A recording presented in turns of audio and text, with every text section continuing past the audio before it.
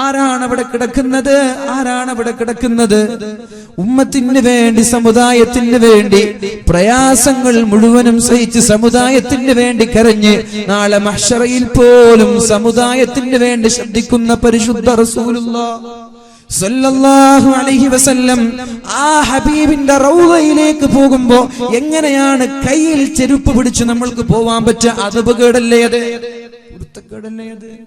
എങ്ങനെയാണ് അവിടെ ഉന്തും തള്ളും തിരക്കുമുണ്ടാക്കുന്നത്? എങ്ങനെയാണ് അവിടെ സെൽഫി എടുക്കുന്നത്, സെൽഫി വീഡിയോ കോൺഫറൻസ് നടത്തുന്നത്?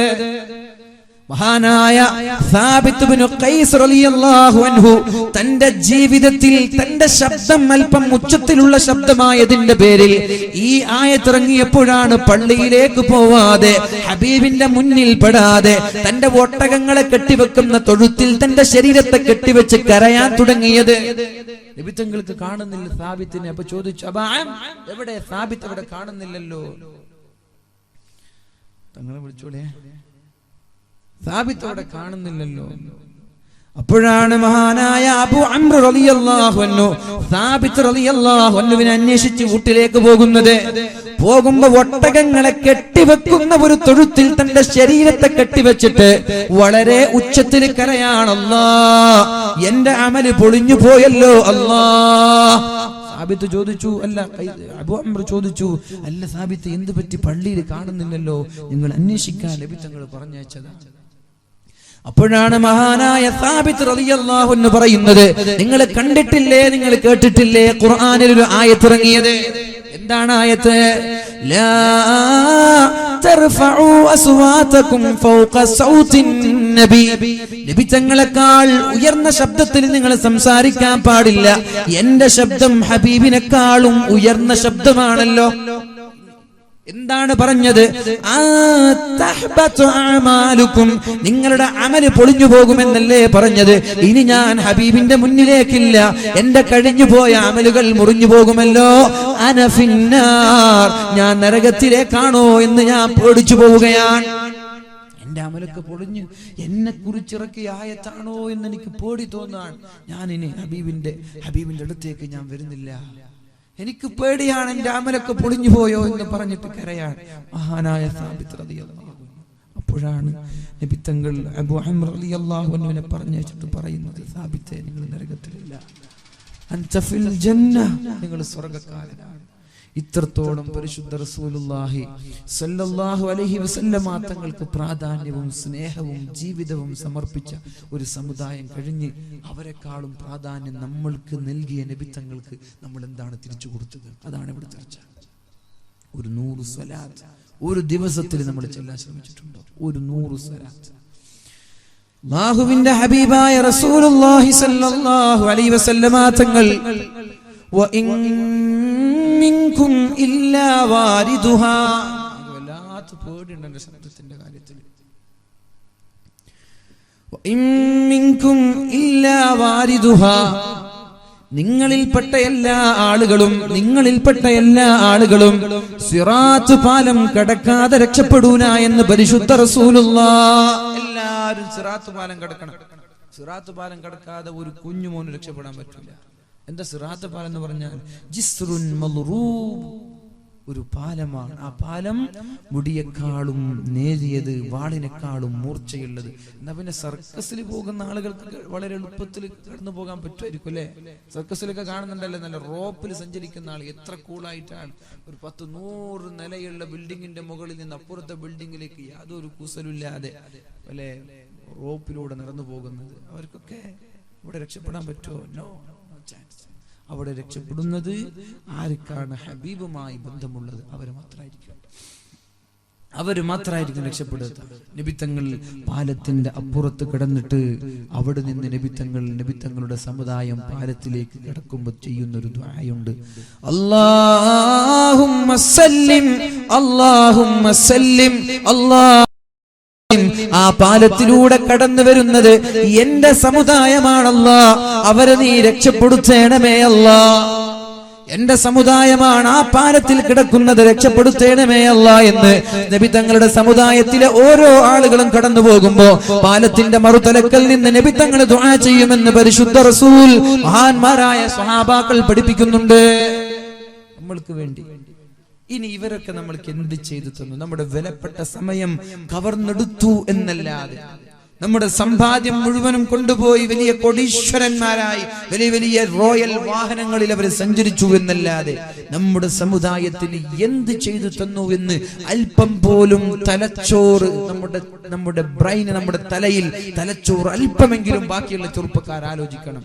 എന്നിട്ട് അവർക്ക് വേണ്ടിയിട്ടുള്ള ഈ വാഗ്വാദങ്ങളും തർക്കങ്ങളും സംവാദങ്ങളും നിർത്തി ഒന്ന് മാന്യമായ ഒരു മനുഷ്യനായി ജീവിക്കാൻ നോക്കണം. അല്ലാഹു തൗഫീഖ് ചെയ്യട്ടെ, അല്ലാഹു തൗഫീഖ് ചെയ്യട്ടെ.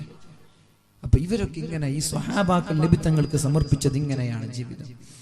നബി തങ്ങൾ ഒരിക്കൽ വളരെ സന്തോഷത്തോടെ കടന്നു വരുമ്പോഴാണ് മഹാനായ ഒരു സ്വഹാബി ചോദിക്കുന്നത്, അല്ലാഹുവിന്റെ ഹബീബേ, മുഖത്ത് വല്ലാതെ പ്രസന്നതയുണ്ടല്ലോ, വല്ലാത്ത സന്തോഷമുണ്ടല്ലോ, എന്തു പറ്റി? ഇത് നിങ്ങൾക്ക് കേൾക്കണോ? അല്ലാഹുവിന്റെ ഹബീബ് പറഞ്ഞു, വമാലീ ലാ തത്വീബു നഫ്സി, എന്റെ ശരീരം എങ്ങനെയാണ് സന്തോഷം ലഭിക്കാതിരിക്കുന്നത്? നിങ്ങൾ ഇനി ആർക്കും ഇങ്ങനത്തെ ബോക്സ് കൊടുക്കരുത് കേട്ടോ. മോണിറ്റർ എന്ന് വെച്ചാൽ മോണിറ്റർ തന്നെ കൊടുക്കണം, അതിലേ ക്ലാരിറ്റി കിട്ടും.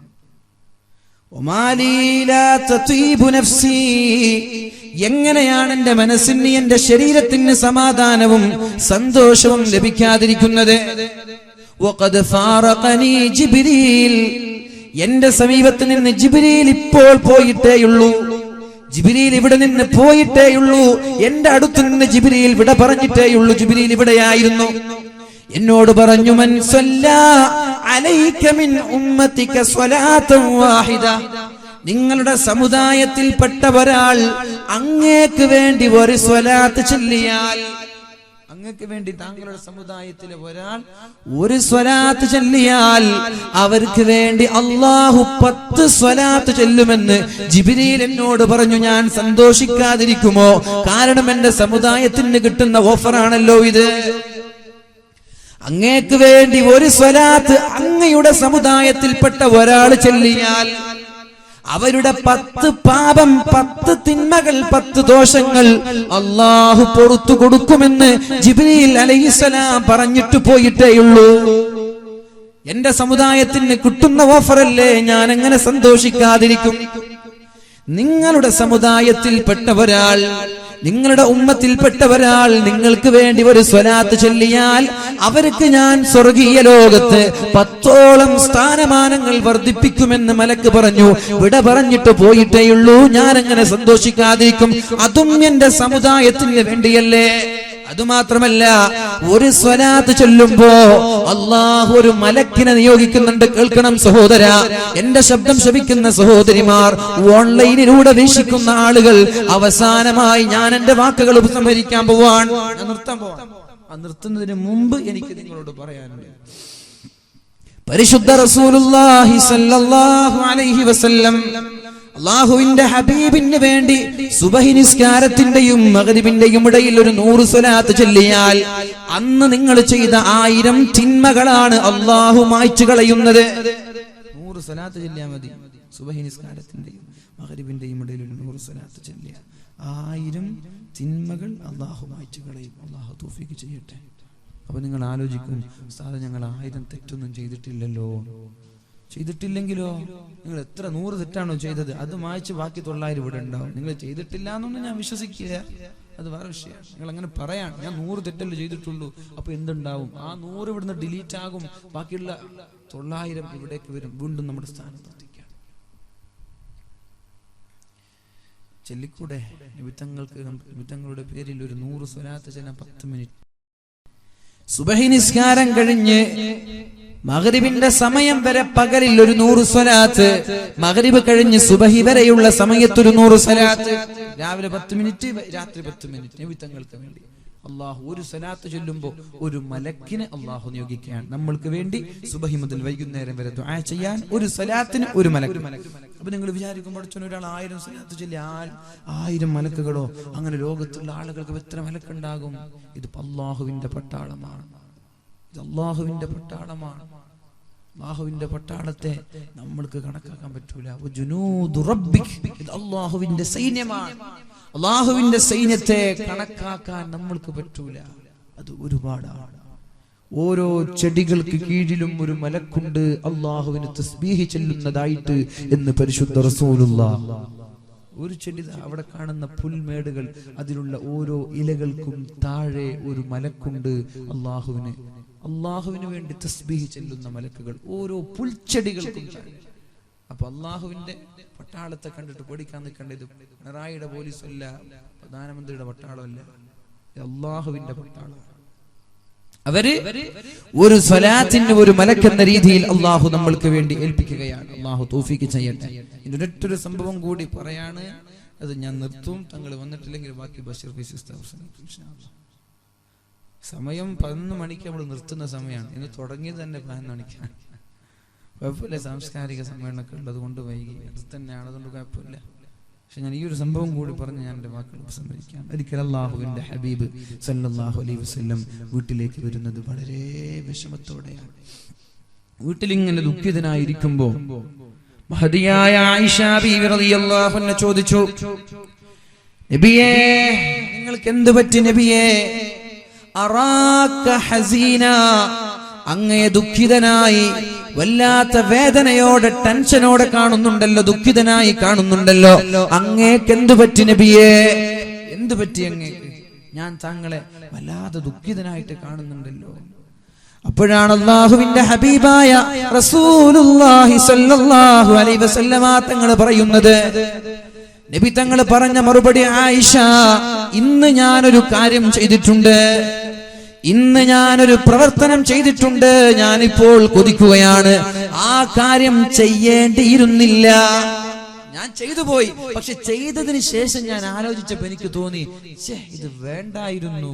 എന്തു പറ്റി നബിയെ? ഏതാണ് ആ പ്രവൃത്തി? മുത്തുനബി സല്ലല്ലാഹു അലൈഹി വസല്ലം പറഞ്ഞു, ഉസ്മാൻ ഇബ്നു മൽഊനിന്റെ കൈകളിൽ നിന്ന് കഅബയുടെ താക്കോല് വാങ്ങിച്ച് ഫത്ഹ് മക്ക നടന്ന ദിവസമാണ്. എല്ലാവരും സന്തോഷത്തോടെ ആഹ്ലാദത്തോടെ മക്കയുടെ വിജയം ആസ്വദിക്കുന്ന സമയത്ത് ദുഃഖിതനായിരിക്കുന്ന ഹബീബിനെ കണ്ടപ്പോഴാണ് ആയിഷ ബീവി ചോദിച്ചത്, അല്ലാഹുവിന്റെ ഹബീബേ, എല്ലാവരും സന്തോഷത്തോടെ ആഹ്ലാദത്തോടെ സമയം ചെലവഴിക്കുമ്പോ എന്തേ നിങ്ങൾ ഇങ്ങനെ ദുഃഖിതനായിരിക്കുന്നത്?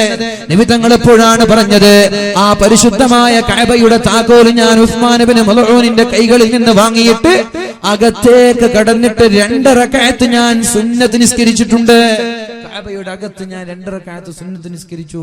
പക്ഷെ അല്ലാഹു എന്നോട് നിസ്കരിക്കാൻ പറഞ്ഞിട്ടില്ല. തെറ്റൊന്നുമില്ല, അല്ലാഹു എന്നോട് കഅബയുടെ അകത്ത് നിസ്കരിക്കാൻ പറഞ്ഞിട്ടില്ല. ഞാൻ ആ കഅബയുടെ അകത്ത് നിസ്കരിച്ചു പോയി. ആയിഷ, അതിലെന്താണ് നബിയെ ദുഃഖിക്കാനുള്ളത്? അതിലെന്താണ് നബിയെ ഇത്ര വിഷമിക്കാനുള്ളത്?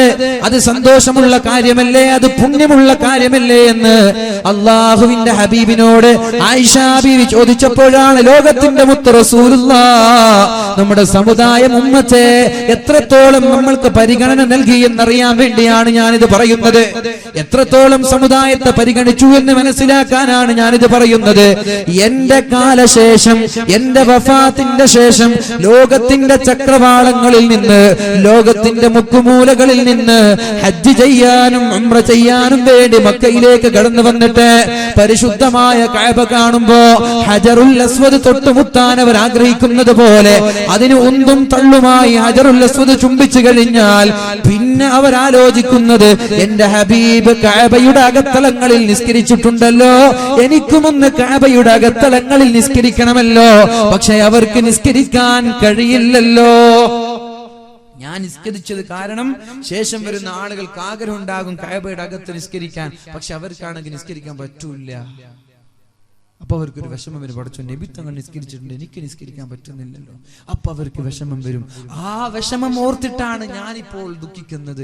കാരണം ഞാൻ അങ്ങനെ ചെയ്തത് കൊണ്ടല്ലേ എന്റെ ഉമ്മത്തിന്റെ വിഷമം ഉണ്ടായത്. യാ അല്ലാഹ്, ഉമ്മത്തിന്റെ വിഷമം നബി തങ്ങൾ കണ്ടറിഞ്ഞിട്ട് വിഷമിച്ച് കരയാണ്. ഞാനങ്ങനെ ചെയ്തത് കൊണ്ടല്ലേ എന്റെ സമുദായത്തിന് ശേഷം ദുഃഖം വരുന്നത്. അവരുടെ ദുഃഖമോർത്ത് ഞാൻ വിഷമിക്കുകയാണ്. ഞാനത് ചെയ്യേണ്ടിയിരുന്നില്ല, എനിക്കത് വേണ്ടായിരുന്നു എന്ന് പരിശുദ്ധ റസൂലുള്ളാഹി സ്വല്ലല്ലാഹു അലൈഹി വസല്ലം. അതുകൊണ്ട് എൻ്റെ ഇവിടെ കൂടിയിരിക്കുന്ന എല്ലാ ആളുകളോടും സഹോദര സഹോദരിമാരോടും എനിക്ക് പറയാനുള്ളത്, അള്ളാഹുവിന്റെ ഹബീബിനെയാണ് നമ്മൾ സ്നേഹിക്കേണ്ടത്. നമ്മുടെ ജീവിതത്തിന്റെ ഒട്ടുമിക്ക ഭാഗങ്ങളും തെറ്റിലേക്കും തിന്മയിലേക്കും പോകുമ്പോൾ സ്വലാത്തിലൂടെ ആ തിന്മകളെ മായ്ച്ചു കളയാനുള്ളൊരു ശ്രമം നമ്മൾ നടത്തണം. സ്വലാത്ത് ഇങ്ങനെ അധികരിപ്പിക്കുക. ഡ്രൈവ് ചെയ്യാണെങ്കിലും, വണ്ടി ഓടിക്കുകയാണെങ്കിലും, വീട്ടിൽ കിച്ചണിലാണെങ്കിലും, അലക്കുകയാണെങ്കിലും, അടിക്കുകയാണെങ്കിലും, നടക്കുകയാണെങ്കിലും സ്വലാത്ത് ഹബീബിന്റെ പേരിൽ അധികരിക്കും തോറും നമ്മുടെ തിന്മയുടെ ഏടിങ്ങനെ കുറഞ്ഞു വരും, കാലിയായി വരും. وأما من أوتي كتابه بيمينه فسوف يحاسب حسابا يسيرا. ഒരാളുടെ നന്മയുടെ ഏട് വലങ്കയിൽ നൽകപ്പെട്ടാൽ അവർക്ക് ഹിസാബില്ലാതെ സ്വർഗത്തിലെത്താം. ഫസൗഫ യുഹാസബു ഹിസാബൻ യസീറാ. നന്മയുടെ ഈ നമ്മുടെ തിന്മയുടെയും നന്മയുടെയും ഏടുകൾ ഉണ്ടാകുമ്പോൾ ആ ഏട് വലങ്കയിൽ നൽകപ്പെടണമെങ്കിൽ നന്മയുടെ ഏടിന് ഭാരം വേണം. ആ ഭാരം ഉണ്ടാവാൻ സലാത്ത് വർദ്ധിപ്പിക്കും തോറും ഒരു സലാത്തിന് 10 തിന്മകൾ എന്ന രീതിയിൽ മുഴുവനും ഇത് ഡിലീറ്റ് ചെയ്യപ്പെടാൻ. മായ്ച്ചു എന്ന് പറഞ്ഞ പിന്നെ അത് കാണുക പോലും ഇല്ല, അതിന്റെ അസർ, അതിന്റെ അടയാളം പോലും ഉണ്ടാവില്ല. മായ്ച്ചു കളയും ചെറുദോഷങ്ങൾ. അള്ളാഹു പുറത്തു തരട്ടെ.